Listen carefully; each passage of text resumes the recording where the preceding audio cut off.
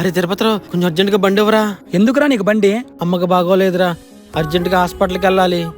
అరే నువ్వు ఇట్రా.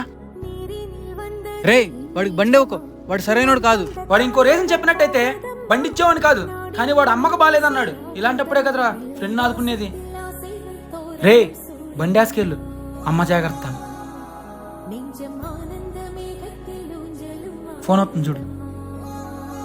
హలో.